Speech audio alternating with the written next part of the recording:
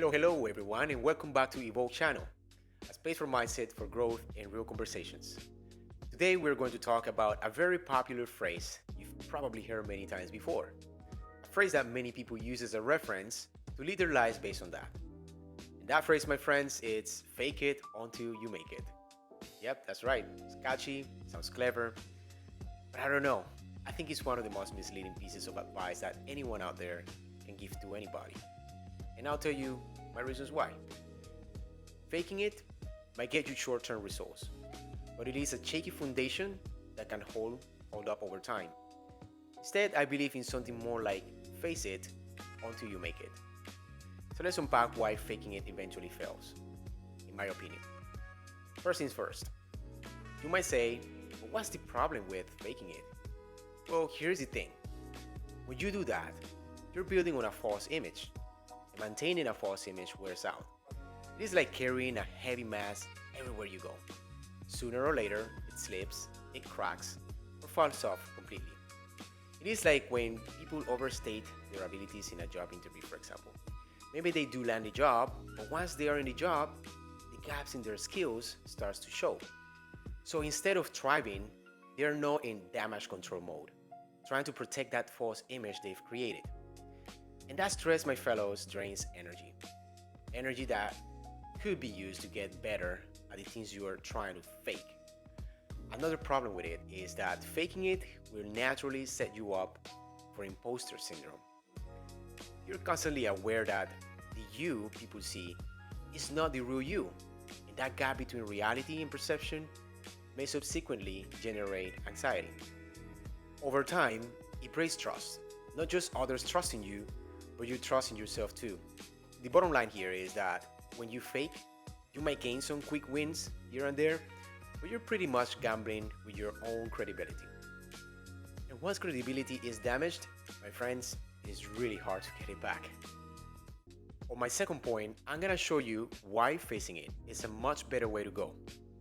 If you go that route, you're confronting reality, not pretending. It's all admitting where you are. Rather than spending energy trying to maintain a facade, you invest that energy into getting better at whatever it is that you're aspiring to become.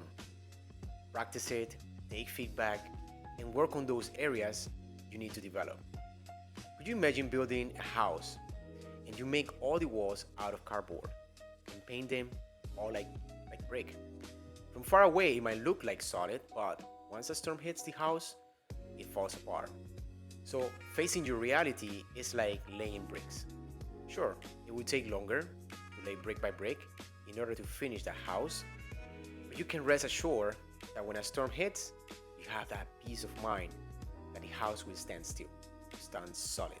Now, on my third point, I'm gonna show you how faking fails in the long run. Faking works like a spark, it gets the quick attention, but sparks fade fast if they are not fed by real substance. Whether it is relationships, business, or personal growth, pretending to be something you're not eventually exposes realities that can't be hidden forever. Let's take relationships as an example. Imagine during the dating phase, a guy pretends to be more adventurous than he actually is, just to impress the beautiful women he's seeing. And they go along with travel plans that involves extreme sports or activities that he secretly dislikes. Eventually, the truth comes out, and now that woman feels misled and disappointed. Well, guess what? The foundation of trust was damaged from the very beginning. And it's not because he wasn't adventurous, it is because he wasn't honest. Another example is in business.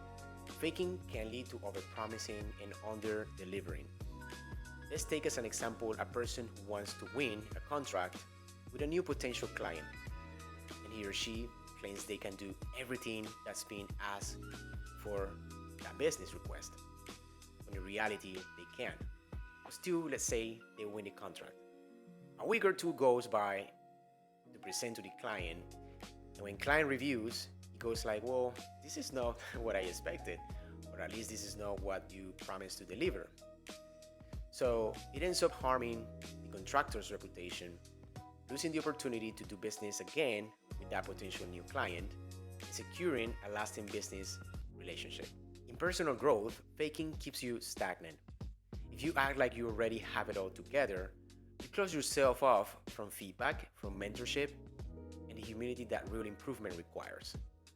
The short term gain of faking it often comes at the expense of long term stability, credibility, and opportunity. The game might look like it's about perception, but it's really about substance. Without substance, perception collapses. The fourth point I'm going to make is the strength of being authentic. Look, just try to align your words with your actions and your intentions with reality.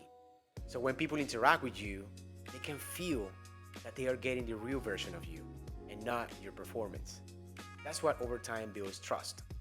And hear me out, trust is a currency that never ever loses value. When you're legit, you're not trying to pretend to be flawless, you're just confident enough to own where you are. And you're ambitious enough to work towards where you want to be. Authenticity doesn't mean staying as you are forever. It means being real about your current state while actively working to grow.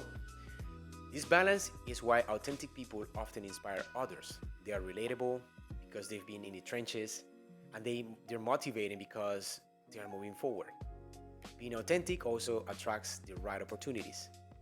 When you're real, you attract the people and situations that align with your values. You don't waste time keeping up an image for fake people who wouldn't appreciate the real you anyway. And my last and final point is how you put in practice facing your reality until you make it. First of all, facing it is like a mindset shift. Instead of thinking, how can I look like I've made it? You can ask yourself instead, how can I work towards making it for real? First, own your starting point. If you're in the process of learning, say so. There's absolutely nothing weak about acknowledging that you are a work in progress. In fact, it is a strength. Second, take deliberate steps. This means practicing, seeking mentors, and building competence over time. Every step you take adds to your confidence. And I'm not talking about the fake kind of confidence, but the kind rooted in ability. Third, embrace feedback. Man, this is a big one. Feedback is a gift, even when it stings. It is a mirror that helps you see what you can from your own perspective. A lot of people don't want to hear feedback because they are so wrapped up into their own bubble, and they don't want to face it. They don't want to face reality. And finally, give yourself some recognition for every little progress you're making. Every little milestone counts. It is about appreciating each step up the mountain. And that's how not only you make it, but you keep it. So, do you agree or not? Let me know in the comment sections below. If this episode has been helpful for you, please give it a like, and don't forget to subscribe to my channel for more content like this. If you also think this video can be helpful to someone you know, please share this content and spread the word.